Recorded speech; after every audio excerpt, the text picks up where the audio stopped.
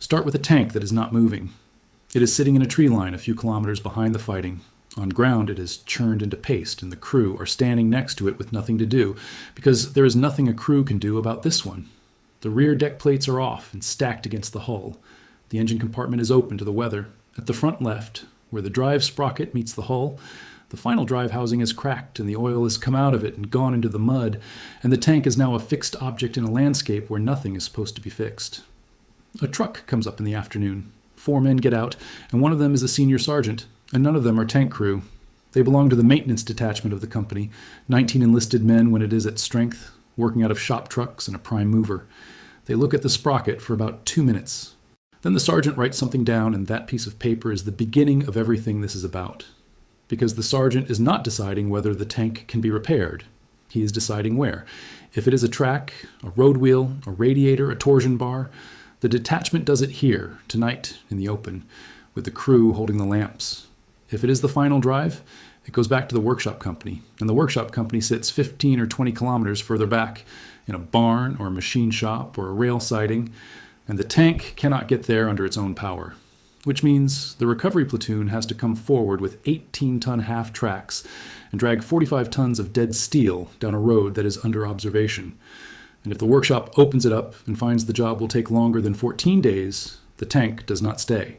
It goes onto a rail flat and it travels west, sometimes as far as Vienna, and it comes back in months or it does not come back at all, and it stays on the unit's books the entire time. Nobody writes about these men. There is no memoir by a workshop company commander. There is no chapter about them in Panzer Leader, and no chapter about them in Lost Victories. They survive in the record as a line in an establishment table and as a column on a form. So here is the question the whole thing turns on. When the return goes in that night and the clerk fills in the columns for that regiment, which column does that tank go in? Because depending on the answer, the same tank, on the same day, in the same wood, is either a temporary absence or permanent German loss. And most of what you have read about German tank losses on the Eastern Front is that answer badly translated. Most of you know the production figures. They are the first thing anyone learns about the German armored force, and the last thing anyone forgets. Germany built 1,848 Panthers in 1943 and 3,777 in 1944. Total armored vehicle output ran to 11,601 in 1943 and rose again the following year. Those figures come out of the armaments records, and nobody serious disputes them. Then comes the second set of numbers, and the second set is where the trouble starts. So many German tanks lost at Kursk. The Panther failed at Kursk. 200 went in, and 40 were still running 2 days later. Every one of those statements comes out of a German document. Almost every one of them is being read out of the wrong column. The document is a form. The Germans called it the Wochenmeldung, the standing return on the tank and assault gun situation, filed on a rolling cycle by every armored formation and sent up through the army to the inspectorate. It has a column for what the unit holds on its books, a column for what is Einsatzbereit, ready for action, a column for vehicles in short-term repair, meaning work expected to take under 14 days, a column for long-term repair, meaning over 14 days, which in practice meant the vehicle was going back to the Reich, and a column for total Ausfall, total write-off, 4 states, not 2. A German tank in July 1943 was not either fighting or destroyed. It was in one of 4 conditions, and 3 of them were recoverable. I think the single most misused number in the literature of the Eastern Front is the German tank loss figure, and I think the reason is a translation problem that hardened into a historical one. The German word Ausfall means a failure, a dropping out, a vehicle no longer available. English renders it as a loss. English readers hear destroyed. And the gap between those 2 words is where an entire branch of the German army lived and worked and is now invisible. Here is the document that shows it. Ben Wheatley of the University of East Anglia published a study in the Journal of Intelligence History reconstructing the armored losses of the Second SS Panzer Corps during Operation Citadel. He worked from the 6th Army return dated the 1st of August 1943, written up on the 6th of August, which survives on American microfilm of the captured German records. That return carries comparative inventory for the 20th of July and the 1st of August, which means it can be worked backwards. And worked backwards, it produces a set of figures that do not match the story anybody tells about Kursk. I will come to them. A lot of you in the comments have been asking for the repair and recovery side of the Panzer arm. This is that, and it is mostly arithmetic. So who were they? At the bottom, the crew. A German tank crew was expected to do more of its own work than an American or a British crew, and the manuals are explicit about it. Track links, road wheels, filters, the daily servicing, minor battle damage. A driver with a mate could handle light damage on the spot and was expected to. Above the crew sat the maintenance detachment inside each tank company, 19 enlisted men under a senior non-commissioned officer, with 3 or 4 vehicles, including shop trucks and a prime mover. Their job was on-the-spot repair. They went to the tank did not come to them. Above that sat the Werkstatt company, the workshop company, and this is the unit that actually kept the panzer divisions alive. Establishment ran between 120 and 200 men depending on which vehicles it served. Company headquarters, 1 recovery platoon, 2 maintenance platoons, then a weapons section, a radio repair section, and a spare parts section. Look at what a maintenance platoon contained, because this is the German army as it actually was, and it is nothing like the photographs. 8 non-commissioned officers and 30 privates, 1 shop foreman, 24 mechanics, 2 lathe operators, 2 welders, 2 electricians, 2 crane operators, 1 blacksmith, 1 carpenter, 1 canvas and webbing repairman, 1 painter, 1 clerk, a blacksmith, in an armored division. In the middle of the 20th century, because on the Eastern Front, you could not order a bracket and wait. The workshop could hold 30 to 40 tanks at a time. That is a hard capacity figure, and it matters, because it tells you what the system expected. Nobody builds a shop that size for a formation they believe will stay intact. The assumption was that a large part of the unit would be in pieces at any given moment, and the assumption was correct. There is an outside check on all of this, and it is a wartime one. In November 1942, the United States War Department circulated an intelligence assessment of German armored division maintenance in its Tactical and Technical Trends Bulletin. It set out a graded series of repair subsections and detachments, scaled to how many vehicles a unit held, and it credited each armored division with 3 workshop companies of about 102 men, taking on work of up to 12 hours, and passing anything heavier to the rear. That is the enemy's reading of the system while the system was still running, and it lines up with the German description of it given a decade later. Above the divisional workshops sat maintenance units that did not belong to the division at all, held at corps and army level and pushed where the pressure was. And behind those sat the depots.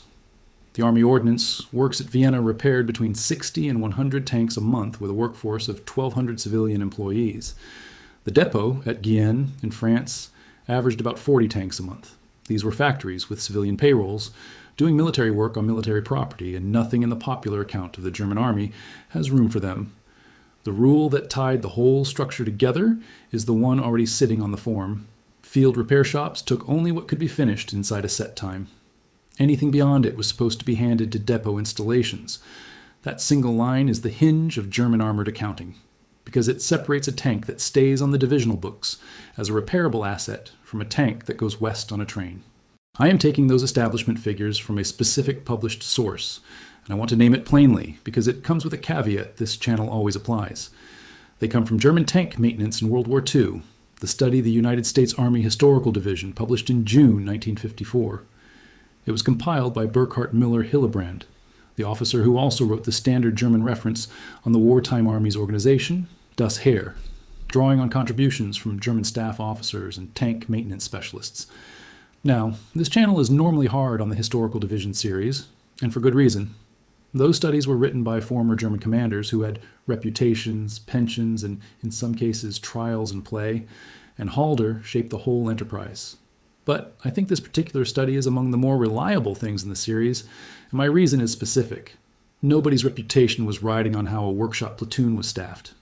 There's no narrative in it to protect. It is about lathes, welding sets, prime movers, and turnaround times, and the men who supplied the detail had nothing to gain by shading it. And when a historical division study argues about who was right at Moscow, treat it as advocacy. When it lists 24 mechanics and 2 crane operators, it is just a table. One more detail from it, and it is the kind of thing that never makes it into an account of a battle. When a tank went into the field repair shop, its crew went with it and stayed with it. At any given time, a shop might have 80 to 100 tank men sitting around it, waiting. They were not casualties. They were not in reserve. They were not anywhere in the strength returns that get quoted. They were standing next to their tank in a barn, waiting for a part. The war did not begin with this system. It acquired it under pressure, and the pressure came from 3 directions at once. The first was combat damage. In Poland and in France, the campaigns were short, the roads were metalled, and the distance back to a workshop was small. Russia was different from the first weeks. Large numbers of tanks were put out of action by enemy fire and by mines, which is a different repair problem from a burnt clutch. And the distances back to any workshop were measured in hundreds of kilometers. The second was climate. Heat and dust in summer, then temperatures that thickened the lubricants and cracked the rubber in winter. Attrition ran far above anything the peacetime tables had allowed for. The third was spare parts, and the part's failure is the one that shows the system's real limit. In the summer of 1942, with the bulk of German armor committed in the south, hundreds of tanks went out of action and the backlog built up in the shops, and the historical division's study is blunt about the reason. Most of those tanks could have been restored quickly, because the work involved nothing more than fitting replacement parts. The parts were not there. When the Tiger came into production, the ratio being achieved was 1 spare engine and 1 spare transmission for every 10 tanks built, which is not a maintenance policy, it is a hope. Then the tanks got heavier, and the recovery problem stopped being a problem and became a crisis. The standard German recovery vehicle was the 18-ton half-track, the heavy Zugkraftwagen, built by FAMO. Roughly 2,500 were produced across the war, 643 in 1943 and 834 in 1944. Its towing capacity was 28 tons. That is enough for a Panzer III or a Panzer IV, and it is not enough for anything the Germans fielded after 1942. To move a Panther, you needed 2 of them. To move a Tiger, you needed 3 and sometimes 4. To drag a Ferdinand, at around 65 tons, the practice was to couple 5 of them in line. That is 5 vehicles, 5 crews, 5 engines, and a great deal of fuel, committed to retrieving one machine, usually at night, usually within range of the enemy, usually on ground that was in dispute. There were variants with cranes, a 6-ton rotating crane issued to tank maintenance units from September 1941, and a heavier 10-ton gasoline-electric crane later. The crane is the unglamorous hero of the story. Without a crane, you cannot lift an engine, and without lifting the engine, most of the serious work is impossible in the field. The obvious shortcut was to tow a tank with a tank, and units did it, and the Army did not like it. The Historical Division study records that over short distances, a 75-ton King Tiger could be moved by another of the same type. It also records what everyone in the Panzer Arm knew, which is that using one heavy tank to drag another overheated the towing vehicle and broke it, so that you finished the operation with 2 casualties instead of 1. In Russia, 2 prime movers coupled together were the standard answer for a 40-ton Soviet heavy, and the same method was used on the Porsche-built tank destroyers. The purpose-built answer was the Berge Panther, a Panther hull with the turret removed, a spade at the rear, a light jib crane, and a 40-ton winch. The directive that produced it came at the end of March 1943 from Heinz Guderian. MAN was instructed on the 10th of May to convert 10 Panthers. The first 12 vehicles came out in June 1943, and production then moved to Henschel and to Damag. How many were built is genuinely disputed, and I am going to give you both figures rather than pick one. Chamberlain, Doyle, and Jentz total 329 across all variants. Walter Spielberger, in his work on the Panther, totals 297. The gap is in how contracted vehicles that may never have been completed are counted. Either way, allocation ran at 2 to 4 per workshop and recovery company, which, for an army that fielded thousands of Panthers and Tigers, is a rounding error. 3 purpose-built recovery vehicles were produced at the Nibelungenwerk in the summer of 1943 for the heavy tank destroyer battalions, which is the entire fleet for a vehicle type that needed 5 half-tracks to move. That is the shape of the thing. A repair organization of high quality, generously staffed with skilled tradesmen, attached to a fleet of vehicles that had outgrown its recovery equipment by a factor of 2 or 3, operating on a front that was about to start moving in the wrong direction. And on the 1st of March, 1943, the reporting changed. Hitler created a new post and gave it to Guderian, Inspector General of Armored Troops, reporting directly to him. Guderian never held Generalfeldmarschal, and he did not hold it then. He was a General Oberst, and he came back into the structure with authority over the organization and training of the armored force, and a working relationship with Albert Speer over its manufacture and development. What that office generated, from March 1943 onwards, was paper. Returns, condition reports, readiness percentages, month after month, for a fleet that was now too complicated to be managed by feel. That paper is the reason we can settle the argument. Quick note before the next part. 50 German commanders, admirals, and airmen in one book.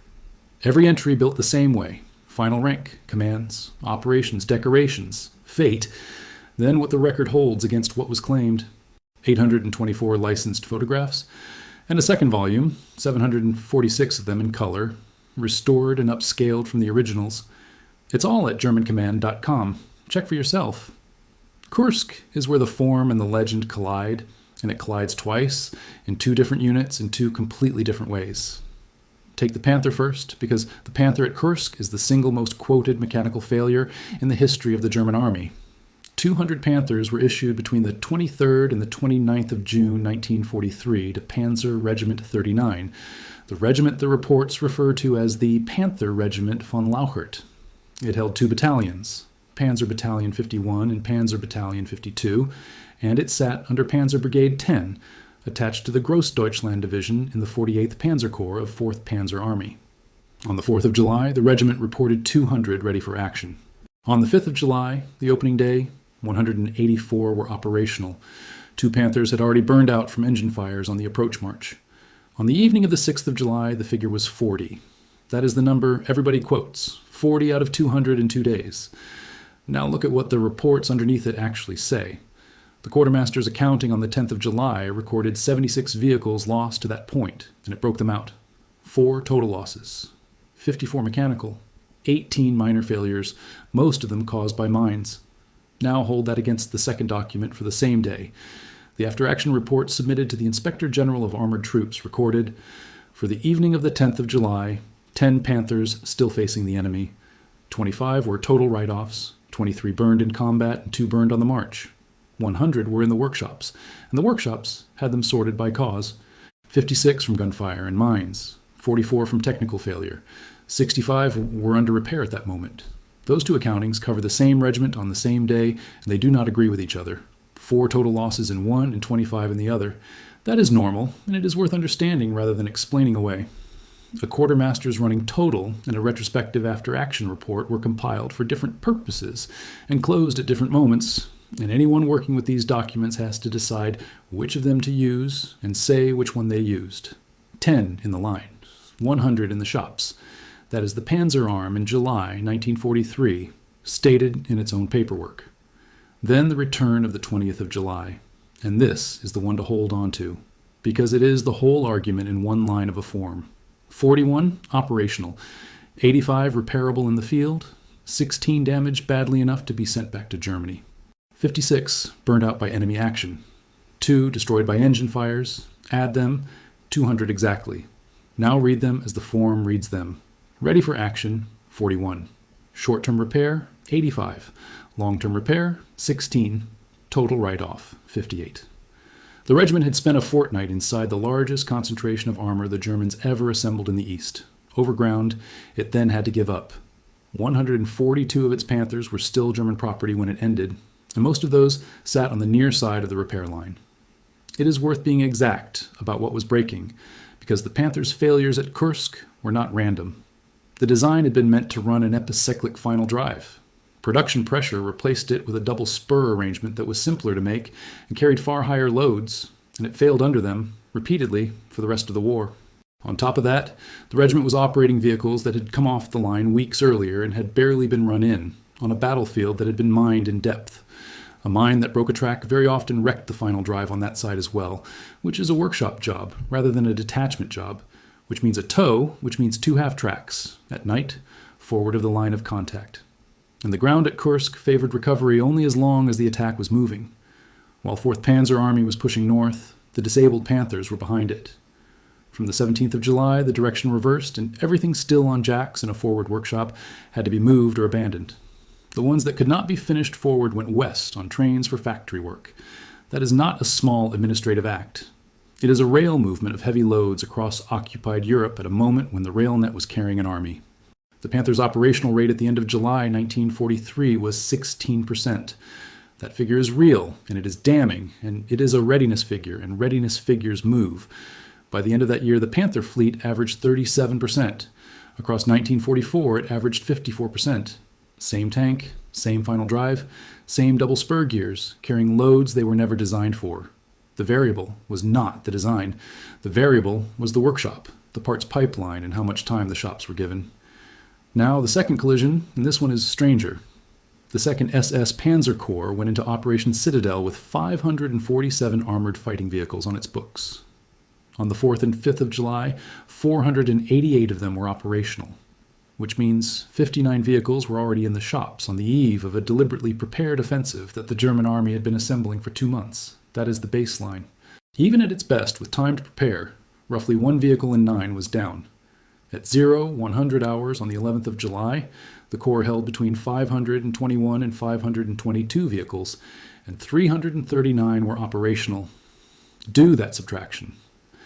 Between 182 and 183 armored vehicles were sitting in workshops and recovery parks on the morning before Prokhorovka. Prokhorovka was fought on the 12th of July. Karl-Heinz Frieser, writing the Kursk chapter in Germany in the Second World War, Volume 8, puts the German total write-offs for that day at a maximum of 3, 2 Panzer IVs and 1 Tiger. Zetterling and Frankson in Kursk, 1943, a statistical analysis, counts 60 to 80 German tanks and assault guns damaged or destroyed on the 12th, and 17 written off across the 12th to the 23rd inclusive. Those two sets of numbers look incompatible. They are not. One counts vehicles knocked out, the other counts vehicles never coming back. The distance between them is the recovery platoon, then the payoff, and it is the figure that ought to be better known than it is. At 19:25 hours on the 18th of July, after Prokhorovka, after a week of continuous fighting, the Second SS Panzer Corps reported 350 vehicles operational, 11 more than it had on the morning of the 11th, against a maximum of 4 new deliveries in that period. The Corps came out of the most famous armored engagement of the Eastern Front with more running tanks than it went in with, not because it was not hit. It was hit constantly, because it held the ground until the 17th of July, and holding the ground meant the recovery crews could work. Think about what those 11 extra vehicles represent as work. Between the 11th and the 18th of July, that Corps was in contact every day.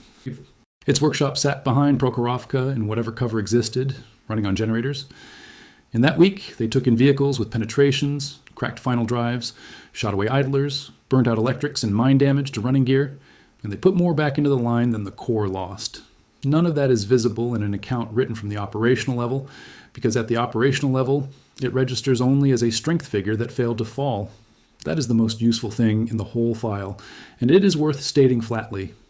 In armored warfare, the side that ends the day holding the ground does not only win the position, it wins the vehicles, and it wins both sides' vehicles, and the decision is made by the infantry. Across the whole of Citadel, on Wheatley's reconstruction, that Corps wrote off 41 armored vehicles, 7.5% of what it started with. For the 11th to the 20th of July, the period that contains Prokhorovka, the maximum is 3.1%, 16 vehicles, 2 of which were not destroyed at all but sent home for factory repair. One more line out of that August return, because it shows what the workshops were actually carrying. Das Reich went into Citadel operating captured Soviet T-34s, 24 of them on its books.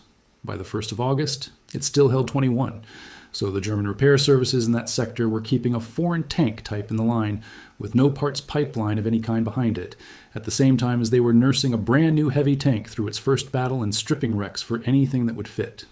That is what a workshop company was doing in July 1943, and it appears in no narrative account of the battle. And the Soviet side used exactly the same columns, which is the part that gets lost when these figures are set against each other. The 5th Guards Tank Army Headquarters return for the 12th to the 16th of July lists 222 T-34s, 89 T-70s, 12 Churchills, and 11 self-propelled guns as irrecoverable, 334 vehicles. It then lists a second block, under repair, 143 T-34s, 56 T-70s, 7 Churchills, and 6 self-propelled guns, 212 more. Both armies kept the same distinction. Both armies knew it mattered. It is only in the retelling that the distinction disappears and everything becomes a loss. The numbers, then, and the ones that pair. German tanks and assault guns committed to Kursk amounted to about 70% of all German armor on the Eastern Front. Against that, Frieser's figure for total write-offs across the entire German Eastern Front for July and August 1943, the 2 heaviest months of armored fighting in the war, is 1,331 tanks and assault guns. 1,331 in 2 months across the whole Eastern Front in the summer of Kursk. Set that against the tens of thousands of German vehicles claimed knocked out in the same period, and you have the measure of the gap. Recovery stated as a ratio.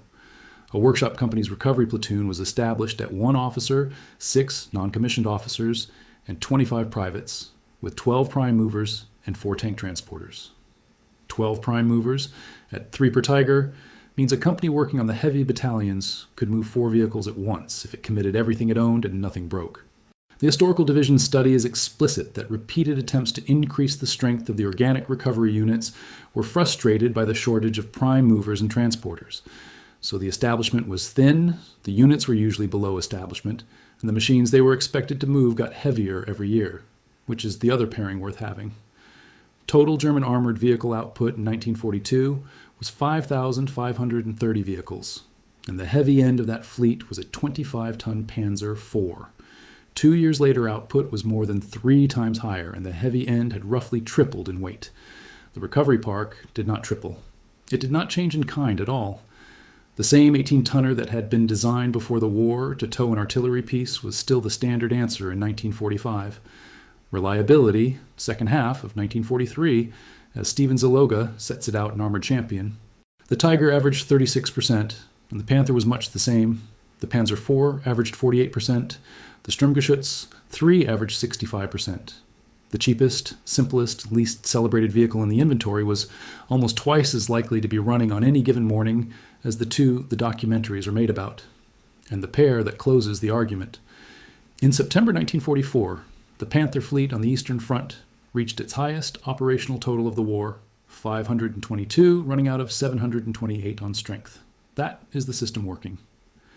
6 months later, on the 15th of March, 1945, the last recorded return puts Panther readiness in the East at 49%, with 361 operational. The fleet had not shrunk. Production in 1944 had been the highest of the war. What had changed was that the German army was moving backwards, and an army moving backwards cannot recover its own casualties. Every damaged tank left on ground, the enemy takes converts that afternoon, from short-term repair to total write-off. The workshops did not get worse. The map did. The record is thin for a reason, and the reason is not neglect. It is that the men who wrote the history were not these men. The memoir literature of the German army was produced by commanders, and commanders write about decisions. Guderian's Panzerleader is a book about arguments with Hitler. Manstein's Lost Victories is a book about operational art. Neither has a chapter on a workshop company, and neither would sell if it did. The Historical Division series was commissioned from the same population for the same reason, and the questions the Americans asked were about how the Russians were fought, not about how many crane operators a maintenance platoon carried. It is that the returns survive at all only because of an accident of defeat. Large quantities of German army records were captured in 1945, shipped to the United States, and microfilmed before most of them went back, which is why a researcher in East Anglia can work from a 6th Army return written up in a headquarters in the Ukraine. What sits in the military archive at Freiburg and what sits on American microfilm are not the same body of material, and neither is complete. Divisional workshop paperwork was low priority for capture and low priority for filming. The Corps return survives. The barn does not. It is that the figures for Kursk in particular have been fought over for 6 decades, and the fight is still running. David Glantz and Jonathan House in the Battle of Kursk built the standard Western account largely out of Soviet operational records. Nicholas Zetterling and Anders Frankson in Kursk 1943, a statistical analysis, went at the German unit returns and produced material figures far below the Soviet claims. Roman Tuppel in Kursk 1943 works through both bodies of evidence and comes out lower still on the German side. These historians are not producing different numbers because anyone is careless. They are producing different numbers because the Soviet documents record what was claimed knocked out. The German documents record what was struck off the books. And there is no arithmetic that reconciles 2 different questions. It is also that the source base is hostile to storytelling. What survives of the repair services is establishment tables, experience reports, spare parts requisitions, and microfilmed returns. There is no dramatic arc in a column of figures. There is no name attached to it. The Wochenmeldung does not record who lifted the engine out. And it is that the photographic record is systematically misleading in a way that is worth stating precisely. The photographs that survive in quantity are photographs of wrecks, because wrecks stayed where they were and could be photographed at leisure, usually by the side that captured the ground. A tank that was recovered at night, repaired in a barn, and driven back to its regiment produced no photograph at all. The visual record of the Eastern Front is a record of failures of recovery. It is not a record of recovery. There's one serious exception in the published literature, and it deserves naming. Lucas Friedli's Repairing the Panzers, issued by Panzer from 2010, is the first sustained treatment of the subject in English, built out of original experience reports, war diaries, and manuals from the military archive at Freiburg and from the American National Archives. Volume 1 works through the maintenance services of the field troops, the Panzerwerkstatt, and the Army group and homeland levels, and finishes on the causes of panzer losses. Volume 2 has chapters on maintaining the Tigers, maintaining the Panthers, factors affecting readiness, and a chapter simply titled Performance Statistics. If you want the subject properly, that is where it is. And there is a simpler reason nobody wrote this history. The maintenance services were not glamorous while they were happening, and they were not exculpatory afterwards. A German general in 1951 could use an operational failure to argue that he had been overruled. He could not build any kind of case out of a workshop company. There was nothing in it for anyone with a reputation to defend, so the material sat unused until very recently. I think the deepest reason the record is thin, though, is a category error that historians inherited from the sources themselves. German returns counted write-offs. Soviet claims counted vehicles knocked out. British and American intelligence counted what aerial photography and prisoner interrogation could see. 3 different measurements of 3 different things, all rendered into English as the same word, and then compared with each other as though they were the same measurement. Once that comparison is made, it cannot be unmade by adding more figures. It has to be unmade by going back to the form. Everything else the file holds in the same register. The repair chain ran on labor that was not all German and not all voluntary. From 1942 onwards, the German armaments economy, including the plants that built replacement hulls and the works that overhauled damaged ones, drew increasingly on foreign enforced labor, a shift documented at length in Germany in the Second World War, Volume 5, Part 2, on wartime administration, economy, and manpower. The civilian workforce at the Vienna installation sits inside that system, not outside it. This is part of the maintenance story, and it belongs in it. The recovery units took casualties doing work that is classified as rear area. Recovery was done forward, at night, on contested ground, by men in soft-skinned or lightly armored vehicles, and the enemy knew where a disabled tank was because it had not moved. The heavy tank destroyer battalions at Kursk are a case study in what happens when recovery capacity does not exist. 89 Ferdinands were committed at Kursk, split between 2 heavy battalions. One of them, Heavy Panzerjäger Battalion 653, claimed 320 enemy tanks, knocked out for 13 of its own vehicles lost. And most of the machines immobilized by mines in the opening hours were in fact recovered and returned to service. Later, when the ground was going the other way, vehicles with minor damage had no realistic hope of recovery at all. Same vehicles, same crews, same workshop, different map. A proportion of the Berger Panthers reached units with no winch fitted at all, which reduced a purpose-built recovery vehicle to a tractor with a spade. The sources disagree on how many, and the disagreement runs from a few dozen to the better part of 100. It was still the best thing the Germans had, and there were never enough of them. When a Tiger's tracks jammed hard, the accepted method was 2 more Tigers, which took 3 of the heaviest vehicles in the formation out of the line to retrieve one. The instructional literature discouraged tank-on-tank towing precisely because of what it did to the towing vehicle's cooling system. And the units did it anyway, because the alternative was to leave the tank where it was. Getting a repaired tank back to its regiment was itself an operation. When the shop was well to the rear, the vehicle went forward again by rail, and the workshop company made the arrangements. Every tank returning to the front therefore consumed rail capacity in a theater where rail capacity was the binding constraint on everything else. The Panther's engine could be expected to run about 2,000 kilometers, or roughly 100 working hours, before it had to be lifted out of the hole entirely. 100 hours is 4 days of continuous running. Nothing about the way panzer divisions were used allowed for that, and the workshops absorbed the difference, and the driver mattered as much as the mechanic. German instructional material on the heavy tanks is insistent that a good driver is essential, that he needs proper technical training, and that he has to keep his nerve in a bad situation. And the reason given is mechanical rather than moral. A man who rode the clutch or picked the wrong gear on a slope was writing a workshop ticket. The Tiger is the clearest case of a vehicle whose recovery burden was out of all proportion to its numbers. 649 Tiger Ones came out of the factories in 1943, the type's peak year, and every one of them needed 3 half-tracks to move once it stopped. A heavy tank battalion immobilized on ground it could not hold was not losing a tank. It was losing the most expensive single object in the theater, and everyone in the chain from the driver upward understood that.